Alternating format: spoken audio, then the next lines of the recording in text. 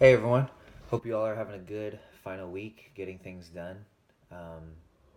It's the last big assignment, so hope you wish you guys all the best. Um, so I'm just gonna slide through these slides. So first slide, first of all, I want to thank you guys all for um, your interactions. I've really enjoyed this class, event management. I've learned a lot of different things that I didn't even expect. The history of facilities and management and um, just like how to go about different things, and the site projects were very interesting. So a lot of different things that I didn't really expect to learn in this class, but it was great. And for Chris, I really appreciate your time. I know that we've interacted a little bit, and even a little bit, I think, even outside of class, or not in regards to our class particular, but just about being an athletic director. And I've just appreciated your time and quick responses to emails. So thank you for that. All right. So the first slide, just event management, UCR, UC Riverside to host Big West tournament. So I was an intern at UC Riverside the past couple months, and continuing in athletic compliance. So I've been able to network a little bit and get a feel for the university, and it's an underrated institution. It's Division 1, and they're part of the Big West Conference, and they don't get a lot of recognition, but it's one of those schools that um, they have a lot of upside. Like, I feel like it's just a school that's not talked about a lot. So it's a school that has a lot of potential. The athletic department is really close, really family oriented, and they're just close. There's a lot of unity. So um, I'm having them host the Big West tournament for basketball next season in 2017-2018 season of basketball, men's basketball. Okay, slide 2, feasibility and potential outcomes. So the feasibility, that first bullet underneath, is it's a Division 1 school in a neutral area through Big West teams. So some of the teams in the Big West, or teams that they'll play, like Hawaii, UC Santa Barbara, UC Irvine, Cal State Long Beach, Cal State Northridge. And the thing about UCR is it's in an affordable area in Riverside County, and it's also in more of a central location, so it's easier for teams to navigate and travel to. And then the second one is unity amongst the athletic department. Obviously, I can't speak for other departments, other schools, but the um, just yeah, the unity of the department is amazing. I was an intern, and they welcomed me. They never looked down upon me. All the coaches interacted with me and really got to know me, and I never felt like an outsider, and that speaks volumes to the institution as a whole, and to the Department of Athletics. Okay, so SWOT, underneath feasibility, SWOT. The strengths are the revenue that can be collected from this tournament. Although it will cost a lot, I think there's a great upside, and there will be a lot of revenue to be attained for the athletic department and the university. And then networking at UCR, I think they will be able to um, just kind of get their, not that they don't have their name out there, they're an established university, UC school, but I think it'll kind of get them on the come up a little bit. They'll kind of get their name on the map to host such a big tournament. The weakness, um, as I kind of hit on, they are a smaller institution. I mean, when you compare a school like UCI, UC Irvine, or like Hawaii, those schools are obviously bigger and more popular in athletics. The opportunity would be growth. Again, it's just a chance for them to grow, networking, and building as an institution. And then the threat, which kind of goes along with the weaknesses, is other universities in attractive cities. Riverside is not the most popular city. It's not the city that everybody wants to live in. It's more affordable for sure, but it's not a city that everybody would want to live in. I mean, you got cities like Irvine, Santa Barbara, um, obviously Hawaii, that are much more attractive. That fans and players would rather play in. So that's the T in SWOT.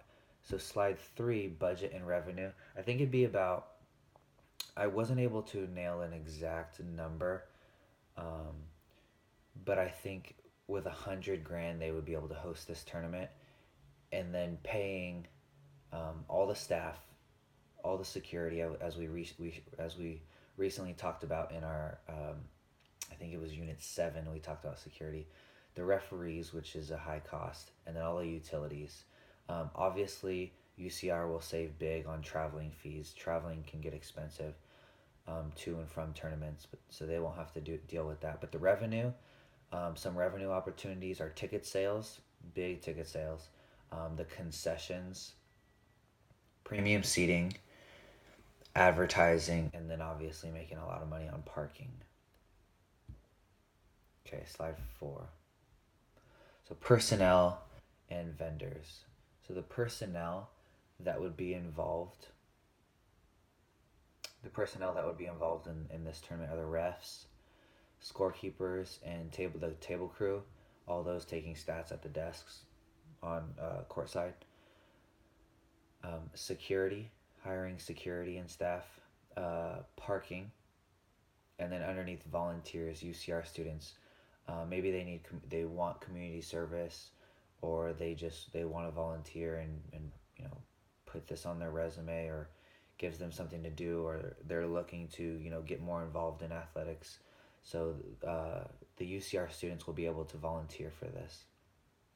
Now for vendors, I was thinking ESPN3. I know it would be a long shot for the Big West to be on ESPN or even ESPN2, but I think it's quite plausible for this to be hosted on ESPN3. And then food and drink stands, and then memorabilia. And I don't think the memorabilia needs to be necessarily just UC Riverside equipment, or like shirts and stuff. I think it could be Big West, and I mean even for all the schools in the Big West involved in the tournament, they can have memorabilia at this tournament as well. Okay, so slide 5. So event timeline. I was thinking about a timeline, and generally these tournaments, the tournament is right before March Madness, so it'll be in mid to late February. So December 15th, athletic directors will be in contact with other ADs scheduling the games. From December 15th through the 31st, through the end of the year, ADs will be in contact with refs, scheduling refs and necessary needs for tournament, camera crew, and other workers. I think that it'll only take a couple weeks to organize these things. And then January 1st through the 15th, opening up the opportunities for volunteers on UC Riverside campus. This could be opened up a little bit earlier, but I don't think they'll need that much time or notice because they are only volunteering, and I think there's just over 20,000 students at that campus. So I think this is a good slot. And then from January 15th through the 30th, arranging facility while other school events are temporarily in practice gym. So my site visit for the college was actually at UCR. They have two gyms. One is the primary gym for the games and graduations and things like that. And then the other gym is a practice gym. They refer to it as the old gym. And that's where like PE classes will be. They'll have dance courses in there and things like that. So from the 15th through the 30th, everything will be in the practice gym, while the primary gym where the games are held will be, they'll be setting up from this area. Okay, so from February 1st to the 14th, just getting the final arrangements and reviewing all the staff's schedule and responsibility. I know that we've talked about security a lot, and as far as kind of like, there was something in the text, I don't have it offhand, but it was like not everybody needs to be aware of how to go about security, not just the security guards in particular, but everybody needs to know the responsibilities and what would happen in case of an emergency. So the 1st through the 14th is really crucial for safety and just making sure everybody's on the same track. And then from the 15th through the 21st, that would be when the tournament begins and the games go through the 21st. Couple more slides. Slide 6, check-in procedure. So I wasn't sure if this was just check-in procedure for for staff workers, or if it was like the game check-in, like how fans and everything comes in. So I kind of took both and discussed it. So there'd be a check-in desk located in athletic department. The gym at UCR is a little bit smaller, so I think just having a check-in desk in the gym for workers would be too crammed, because fans will be coming in and out, players are coming in and out. So I think to have workers checking in the athletic department just spreads everything out and creates more space. And then the second bullet, review all workers' responsibilities from ADs. Um, I have ADs obviously because there's a lot of athletic directors at a big school like this. So there's obviously a head, and then for every department, compliance, development, and things like that, there's an athletic director. So I think after checking in, the workers will report to um, one of the athletic directors in a given department and review their responsibilities. Okay, so now for game check-in procedure, parking structured and clear communication. Um, I'm actually talking about parking in another slide, so I don't want to go too much in detail. But UCR volunteers directing guests to gym sites. So after you park, the volunteers from the student volunteers will kind of guide fans and students where to go, not students, fans and players where to go in the gym, because it is a bigger campus. And then ticket sales. So just in concession stands and booths, the ticket sales, that's part of the procedure for game check-in. Okay, slide 7. Transportation parking plans. Lots used for parking. Okay, so it's crazy because when I would go to UCR, there's so much parking. I mean, even if it was like UCLA, it's like a whole city, really. I mean, UCR, and even though UCR is smaller, it's still, there's so much parking. Well, I remember my first day on the job, I wasn't sure where to park at all, and I went to like one side of the campus, and they told me to go to the other side, and it's far. So we're gonna say that there's over like 40 lots that we can park in, and we're gonna say that lots 20 through 30 are closest to the gym, and those are the ones that we'll be using for parking. And then there will be UCR vans driven by volunteers, the students, and then buses assisting guests. Buses will probably not be able to be used by volunteers, so assigned buses, which will come out of the budget, assisting guests from parking lot to gym. So just transportation from getting to the parking lot to the gym facility. And then last one, sponsorship. I only have two, Red Bull and Reebok. I think Reebok, first of all, is um, something that would be great. It would put UCR kind of on the map. It popularizes it, and I think it's a little bit more realistic than having like Nike, Adidas, or um, Under Armour. So I think Reebok is something that can be definitely realistic.